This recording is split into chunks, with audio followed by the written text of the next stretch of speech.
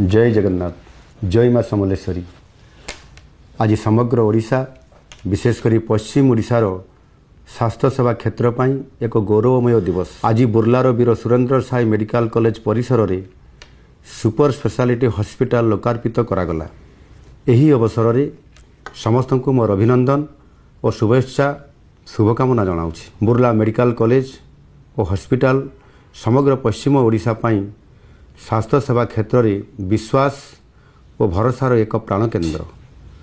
स्वास्थ्य सेवार विभिन्न विभाग में स्पेशलिटी और सुपर स्पेशलिटी चिकित्सा उपलब्ध होउछि। दृष्टि रखी बुर्ला रे यही सुविधा उपलब्ध करने राज्य सरकार यही सुपर स्पेशलिटी हॉस्पिटल निर्माण करिसेंती।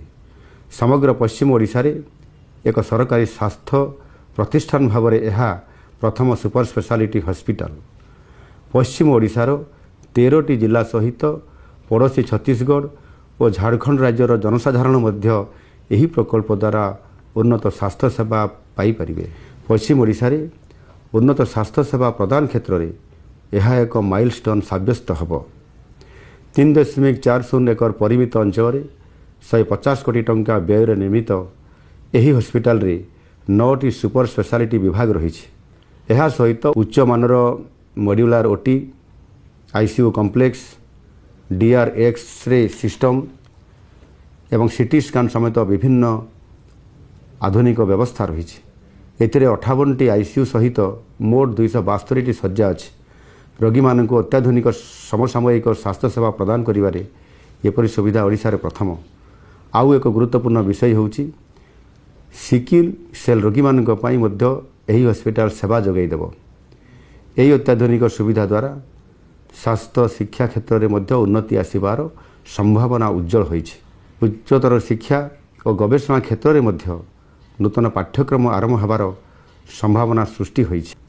मु आशा करुछि समग्र पश्चिम ओडिशा रे स्वास्थ्य सेवा और स्वास्थ्य शिक्षा क्षेत्र में भीमसार बुर्ला यार गौरवमय इतिहास को आहुरी उज्जवलमय करिवो।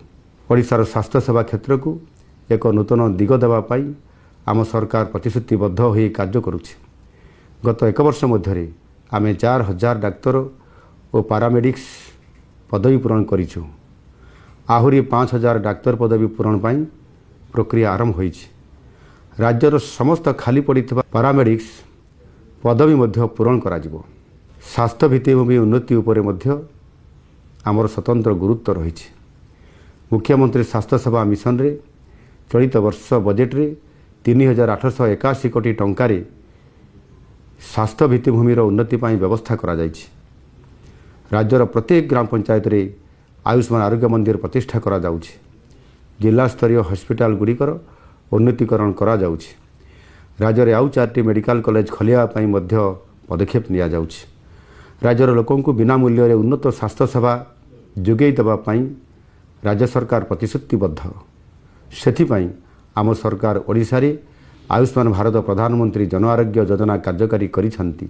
एही योजना राज्यर गरीब लोकों मनरू चिकित्सा चिंतार बोझ को हल्का करि पारिछि। आजिर एही ऐतिहासिक मुहूर्त रे आउ थरे आपण मानकु एही सबु सुविधा तथा स्वास्थ्य सेवार सुजोग नेबा पाई आह्वान करुछि एवं पुणी थरे समस्तंकु शुभेच्छा जनाउछि। जय हिंद, नमस्कार।